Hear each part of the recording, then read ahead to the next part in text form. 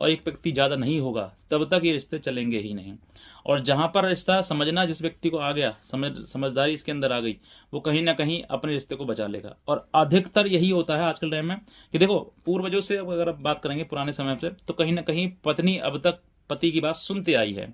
पत्नी, ये नियम है, वेदों में ग्रंथों में लिखा हुआ है कि पत्नी पति के अधीन रहनी चाहिए, ये नियम बना गया है। लेकिन अब कानून की वजह से वो सब कुछ उल्टा हो रहा है। कानून का प्रेशर बनाकर पति पर हुक्म चलाया जाता है, पति को अपने नीचे अधीन बनाया जाता है, अपने दबा कर रखा जाता है। इसी वजह से कुछ पति दब नहीं पाते हैं, और जब दबते नहीं है तो फिर वो उनके ऊपर दबाने के लिए मुकदमा लगाया जाता है। उनको ये बताया जाता है कि तुमने हमारे साथ घरेलू हिंसा करी, तुमने हमसे दहेज मांगा, जो कि सब कुछ सब फॉल्स एलिगेशन होते हैं, झूठे मुकदमे होते हैं। और इस झूठ का साथ देती कौन है? एक महिला।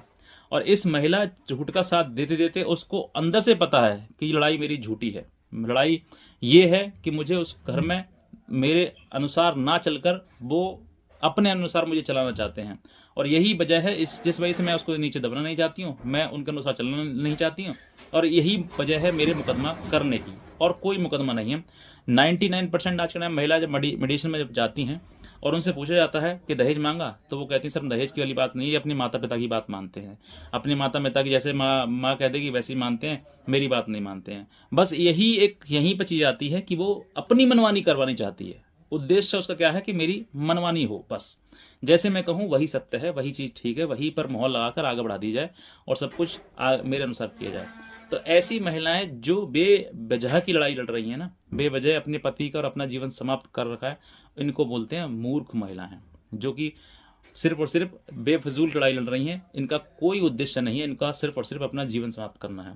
और इस लड़ाई में देखो, आज आपको लग रहा है जितने भी पति हैं जो बेचारे पिस रहे हैं इस लड़ाई की वजह से बिना किसी गलती के।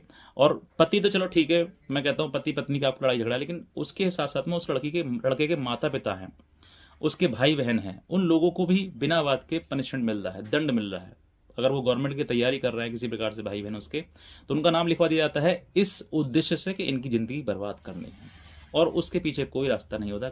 चलो सास ससुर ने दहेज मांग लिया, पति ने दहेज मांग लिया, तो क्या उसकी बहन जो उस घर में रहेगी ना, वो भी दहेज मांग रही है क्या? जो भाई उस घर में सिर्फ और सिर्फ एक हकदार हिस्सा है, लेकिन आपसे कोई संबंध नहीं है उसका, उसकी पत्नी आएगी वो अलग हो जाएगा, क्या उसने भी आपसे दहेज मांग लिया? एक दामाद, जो लड़की, अगर लड़की शादी हो गई है, शादी का दामाद मतलब बेटी का पति जो है, उसका वो घर में आना जाना है, सिर्फ इसी वजह से उसका नाम लिखवा दिया। तो इन सब चीज़ों के पीछे जो है उन महिलाओं का मेन रोल रहता है, जो महिलाएं जिद्दी और मूर्ख होती हैं, जो जिसके साथ जीवन बिताना है उसी के ऊपर वो तमाम मुकदमे दर्ज करवाकर अपना नाम रोशन करती हैं, अपना सीना गर्व से उठा